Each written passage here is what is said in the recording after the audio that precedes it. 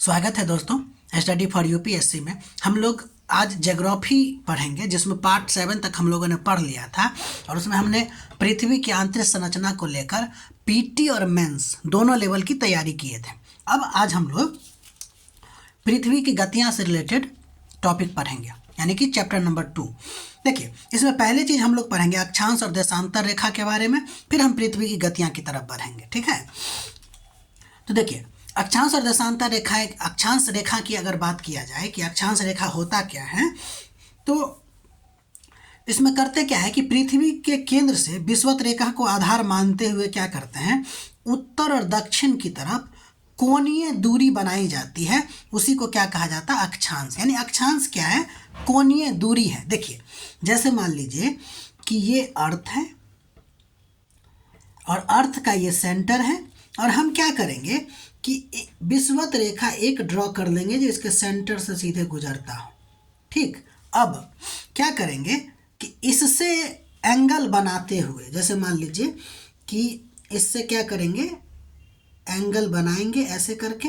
मान लेते हैं ये 30 डिग्री हो गया, तो ऊपर में ऐसे करके ये एंगल, ये वाला लाइन ड्रॉ हो जाएगा, और यही वाला जो अक्षांश होगा वो 30 डिग्री नॉर्थ कहलाएगा। उसी तरह साउथ में भी क्या करेंगे कि ड्रॉ करेंगे, और फिर वो क्या हो जाएगा, साउथ वाला हो जाएगा। मान लीजिए कि अगर ये 60 डिग्री हो गया, तो इसमें कहना ये चाह रहा है कि अक्षांश होता क्या है, तो एक कोणीय दूरी होती है जो भूमध्य रेखा को आधार मानकर केंद्र से खींची जाती है। ठीक है, अब फिर क्या करेंगे, समान अक्षांशों को मिलाते हुए पूर्व से पश्चिम दिशा में जो काल्पनिक वृत्ताकार रेखा खींची जाएगी उसको हम लोग अक्षांश रेखाएं कहेंगे। ठीक है, अक्षांश और अक्षांश रेखा समझ गए, यानी कि लैटिट्यूड एंड लैटिट्यूड पैरेलल। अक्षांश रेखा का मतलब लैटिट्यूड पैरेलल, समझ गए। और क्या होता है दोनों, ये भी समझ गए। अब आगे बढ़ते हैं, परिभाषा लिख लीजिएगा। अब देखिए, अक्षांश और अक्षांश रेखा की अगर हम विशेषता की बात करेंगे तो पहली विशेषता ये ध्यान रखिएगा कि सबसे बड़ी जो अक्षांश रेखा है वो भूमध्य रेखा है, या इसी को विषुवत रेखा कहते हैं। और ये ध्रुवों की तरफ जाने पे लंबाई में कमी होगी लेकिन कोणीय मान में वृद्धि होगा। कैसे, देखिए यहाँ से 0 डिग्री, फिर 0 डिग्री से 1 2 3 4 5 6 7 8 90 तक जाएगा। यानी लंबाई तो कम हो रहा है लेकिन अक्षांश के मान में वृद्धि हो रही है। पहला नंबर विशेषता समझ गए। आगे बढ़ते हैं। देखिए, जितने भी अक्षांश रेखा होते हैं सभी अक्षांश रेखाएं वृत्त होती है, ये बात भी इसका दूसरा नंबर विशेषता है। तीसरा नंबर विशेषता ये है कि अगर मान लीजिए कि आप 1-1 डिग्री के अंतराल पर खींचिएगा तो किसी दो क्रमागत अक्षांश रेखा के बीच, जैसे मान लीजिए कि ये अर्थ, गड़बड़ आ गया,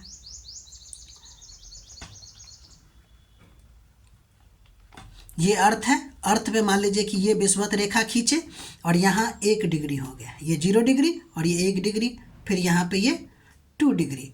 तो इस दोनों के बीच में जो अंतर होगा वो कितना होगा, 111.13 किलोमीटर का। यहाँ से यहाँ तक भी क्या होगा, 111.13 किलोमीटर का। तो कहने का ये मतलब है कि दो क्रमागत अक्षांशों के बीच के माध्य दूरी कितना है, लगभग 111.3।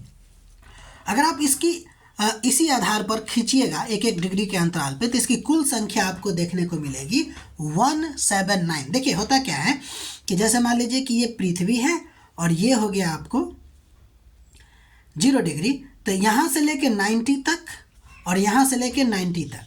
ठीक, तो होता ही है कि 90 और 90 को ऐड करके आप जानते हैं कि 180 होता है, और फिर इसमें एक ऐड कर देते हैं तो क्या हो जाता है, 181। एक तरीका में आपको ये भी लगेगा कि 181 भी क्या है कि आपको अक्षांश है, यानी कि टोटल नंबर ऑफ अक्षांश कितना हो गया, 181।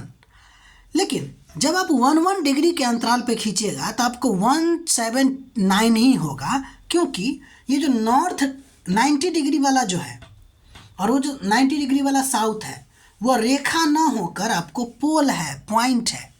ठीक है, इसलिए इसको रेखा नहीं माना जाता है। तो आपके पास ऑप्शन है ऑप्शन में जो रहे उसके आधार पे मारिएगा, ठीक है। चलिए अगला नंबर देखते हैं विशेषता। अगर पृथ्वी की बात की जाएगा तो पृथ्वी पर जो अक्षांश वृत्त होता है, अगर उसके सहारे पृथ्वी को 2 बराबर भागों में अगर विभाजित कर दिया जाए तो उसको बृहद अक्षांश कहेंगे या बृहद वृत्त कहेंगे। सिंपल बात है, ऐसा वृत्त जो पृथ्वी को 2 गोलार्धों में विभाजित करता हो, यानी कि 2 इक्वल भागों में विभाजित करता हो, तो उस अक्षांश वृत्त को हम लोग बृहद वृत्त कहेंगे। और अक्षांश के तो संदर्भ में देखें तो विषुवतीय वृत्त जो है वो एकमात्र बृहद वृत्त है। इसलिए इक्वेटर को ग्रेट सर्कल कहा जाता है। क्यों कहा जाता है? क्योंकि यह पृथ्वी को 2 बराबर भागों में विभाजित करता है, एक नॉर्दर्न हेमिस्फीयर और दूसरा सदर्न हेमिस्फीयर। उम्मीद है इसका विशेषता भी आप समझ गए होंगे और इसका नोट भी बना रहे होंगे। अब हम लोग कुछ महत्वपूर्ण या प्रमुख अक्षांश रेखा देखते हैं, जिसमें पहला नंबर विषुवतीय रेखा या भूमध्य रेखा है। यह पृथ्वी को 2 गोलार्धों में बांटता है, आप समझ गए हैं। इसमें हमको देखना है कि विषुवत रेखा पर स्थित देश, अगर देखिएगा तो टोटल 13 देश स्थित हैं, ठीक है। दक्षिण अमेरिका में देखिए 3 देश है, एक है इक्वाडोर, कोलंबिया और ब्राज़ील। उसके बाद अफ्रीका में देखिए साओ टोम और प्रिंसिप, फिर गैबोन, फिर कांगो गणराज्य, फिर युगांडा, फिर केन्या और सोमालिया। लिखते रहिएगा इसका, ठीक है। एशिया या ओशिनिया वाला पार्ट की बात करें तो इसमें मालदीव, इंडोनेशिया और किरिबाती, ये आपको क्या है कि देश है। तो विषुवत रेखा पे कौन कौन सा देश स्थित है ये आपको समझ में आ गया। अब हम लोग कर्क रेखा की बात करेंगे, और कर्क रेखा लगभग 17 देशों से गुजरता है। तो उत्तरी अमेरिका में एक मैक्सिको पड़ता है, इसके अलावा अफ्रीका में बहामास, पश्चिमी सहारा, मॉरिटेनिया, माली, अल्जीरिया, नाइजर, लीबिया और मिस्र। अफ्रीका में ये सब जो देश है जहाँ से कर्क रेखा गुजरती है। एशिया में अगर देखिएगा तो सऊदी अरब है, यूएई है, ओमान है, भारत भी है अपना, बांग्लादेश है, म्यांमार है, चीन भी है और साथ ही साथ ताइवान। इस बात को याद रखिएगा। आप सोचेगा चीन तो ऊपर है, ठीक है ना, तो इस बात को देखेगा कि वो कैसे है, साउथ चाइना सी से रिलेटेड होगा ये। तो एशिया समझ गए। अब देखिए मतलब कि कर्क रेखा कहाँ कहाँ से गुजरता है ये समझ में आएगा। भारत में कर्क रेखा अगर देखें तो 8 राज्यों से गुजरता है, पता ही होगा। गुजरात, राजस्थान, मध्य प्रदेश, छत्तीसगढ़, झारखंड, पश्चिम बंगाल, त्रिपुरा, मिजोरम, ये टोटल 8 राज्य है जहाँ से कर्क रेखा अपना गुजरता है भारत में। एक और चीज़ देखिए, मकर रेखा के बारे में भी देख लेते हैं। मकर रेखा अगर देखा जाए तो 10 देशों से गुजरता है। दक्षिण अमेरिका में अगर देखेगा तो चिली, अर्जेंटीना, पराग्वे, ब्राज़ील। कुछ याद आया ब्राज़ील के बारे में? भूमध्य रेखा भी यहाँ से गुजरती है। अफ्रीका की बात करते हैं तो Namibia, Botswana, south Africa, Mozambique और मेडागास्कर, अफ्रीका में ये सब देश हुआ। लिखते रहिएगा। इसके अलावा ऑस्ट्रेलिया से भी आपको ये गुजरती है। देखिए 66.5 डिग्री नॉर्थ आर्कटिक को देखते हैं, क्योंकि अंटार्कटिक तो पूरा एकदम अंटार्कटिक में ही है, तो इसको देखना जरूरी है। इसमें टोटल यह 8 देश से गुजरता है।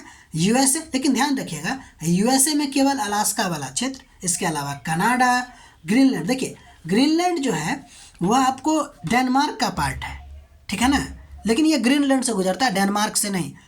ये बात को, हालांकि अगर यहाँ देश दे दे डेनमार्क तो भी चलेगा, है ना, हो सकता है कि बहुत ज़्यादा दिमाग लगा के कह रहा हो।